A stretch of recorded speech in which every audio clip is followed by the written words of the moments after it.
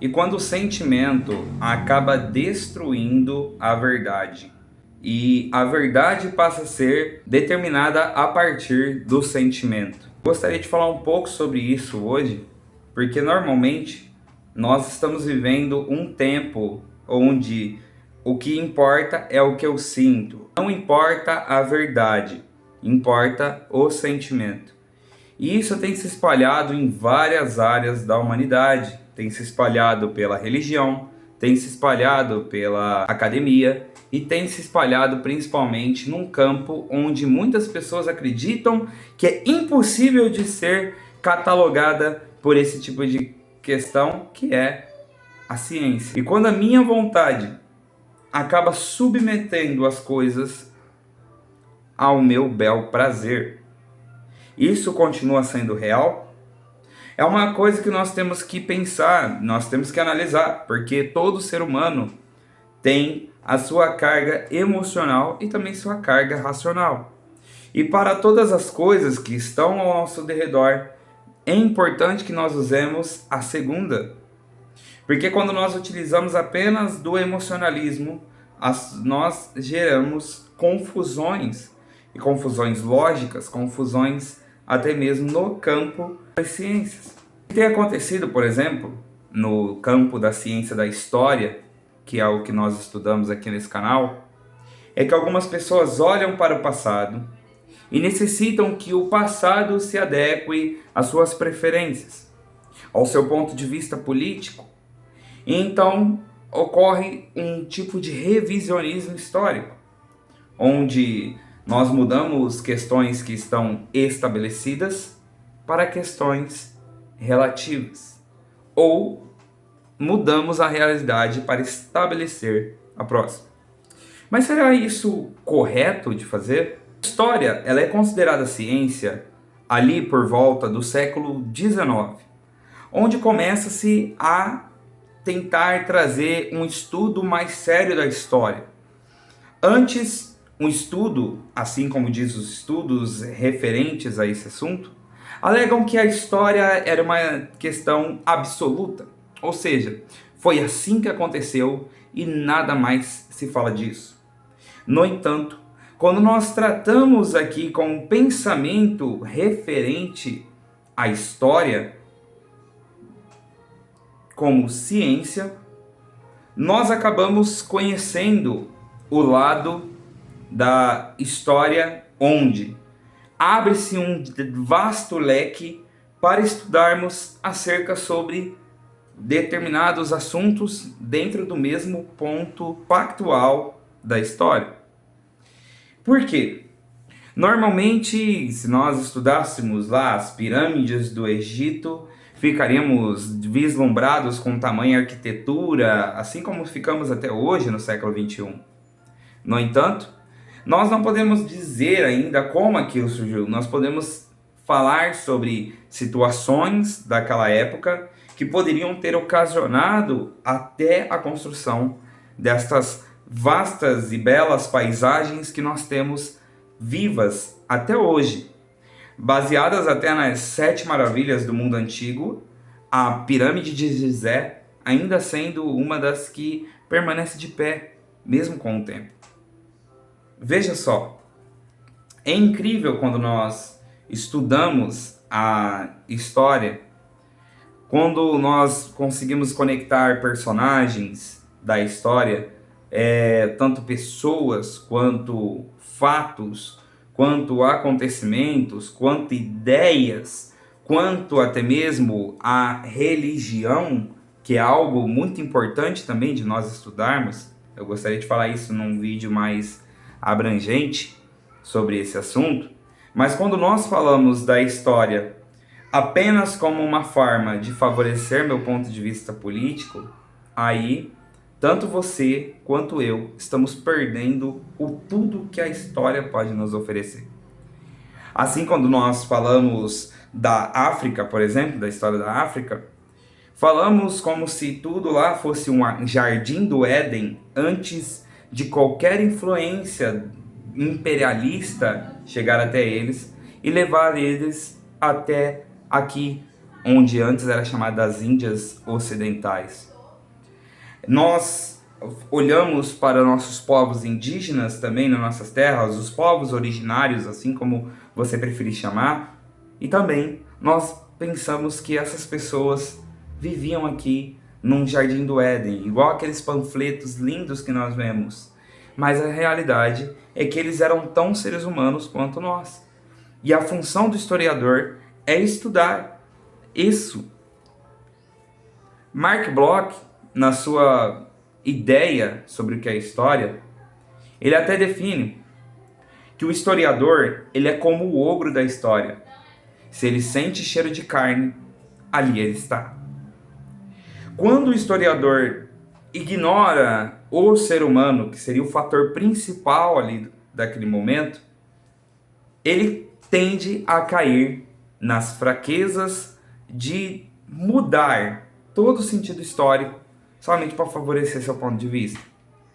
E isso que eu não estou excluindo outros pontos de vista da história, tais como o positivismo, o marxismo e outras áreas que também analisam outros pontos e têm outros significados.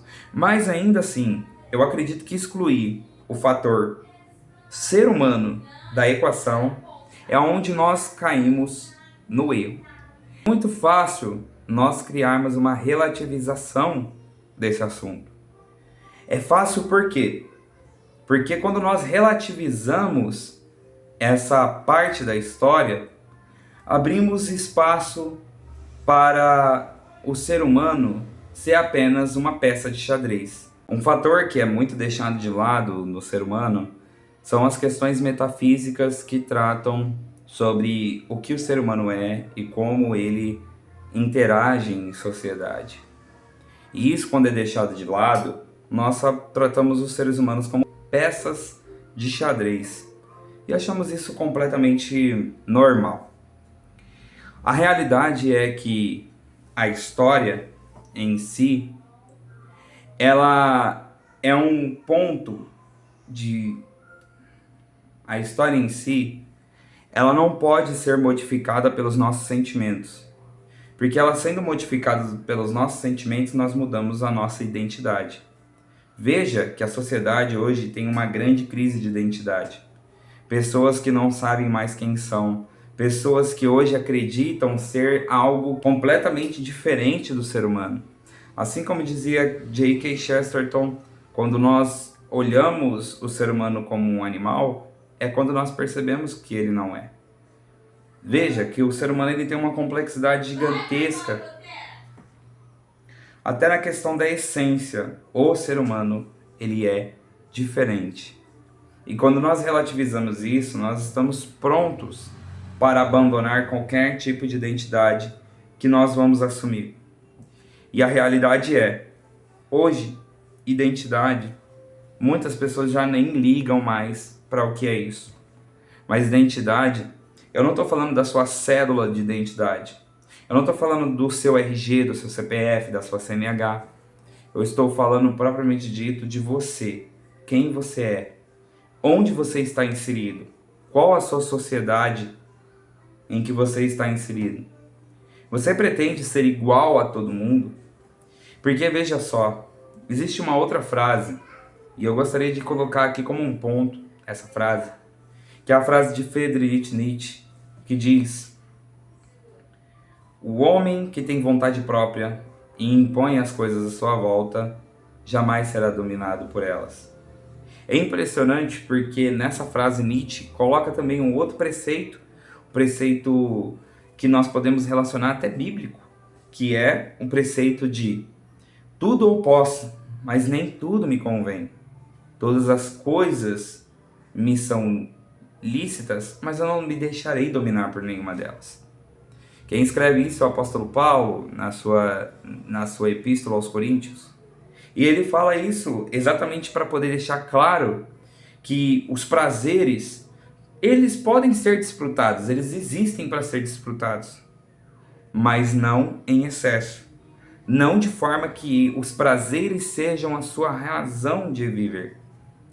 E quando o prazer é a razão de viver, ignoramos a dor, nos mutilamos e ainda por cima nos transformamos em outra coisa.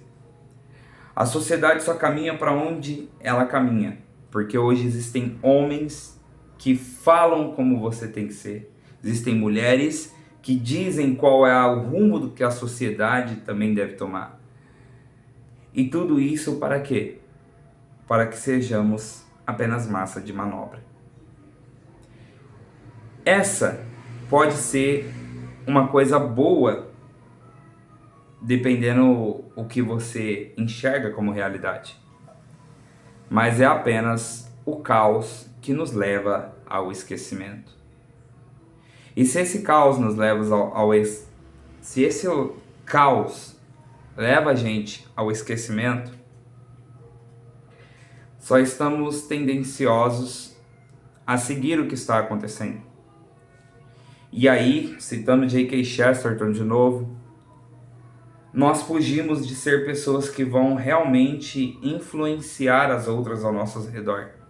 E não estou falando de influenciar de forma negativa, e sim de forma positiva, fazendo com que as pessoas ao nosso redor cheguem a algum patamar diferente. Como eu disse, citando Chesterton, toda geração é salva por um punhado de homens que não desejam ser atuais. E para esses homens não serem atuais, eles não podem ser iguais aos outros. Ele não pode seguir as tendências propostas. E para poder ajudar outras pessoas, eles devem estar prontos para elevá-las a um outro nível. Um nível que não depende apenas dos nossos sentimentos. Um nível que não depende apenas daquilo que nós vemos. É igual um líder religioso que, em vez de fazer seus discípulos, ou fazer aquelas que te seguem, alcançar as coisas maiores, que estão além das pedras, além do mundo que você enxerga, esse líder religioso falha quando o seu seguidor apenas quer as coisas da terra. O maior fracasso de um líder religioso é quando eles faz com que aqueles que te seguem só quer o raso das coisas que estão na terra. Só quer as coisas que corroem e não as coisas que elevam. Já um líder religioso ou um professor ou alguém que está levando a pessoa a ter reflexões filosóficas, quando ela leva esse para enxergar o além, o metafísico, o espiritual, fazendo com que toda essa fraqueza, toda essa abstração que nós enxergamos aqui seja apenas uma cortina para algo que está muito além dela. Nisso não podemos pôr sentimento. Nisso não podemos pôr de forma alguma a necessidade de ser aceito. Pelo contrário, temos que estar prontos para deixar nossos sentimentos de lado e aceitar a pura e absoluta verdade de que somos pó, de que mediante ao universo nós somos uma pequena fagulha e que existe muito mais além daquilo que nós vemos, sentimos ou imaginamos, e que é necessário buscar a verdade. Eu não sei se você tomou isso aqui como uma reflexão para sua vida, mas se você tomou, espero que tenha contribuído de alguma forma. Eu peço que você possa curtir esse vídeo, comentar sua opinião, seguir o canal e dar sugestão de novos vídeos, faça perguntas. Estamos aqui para atendê-los. Meu nome é Lucas Moraes e esse aqui é o Logos Histórico.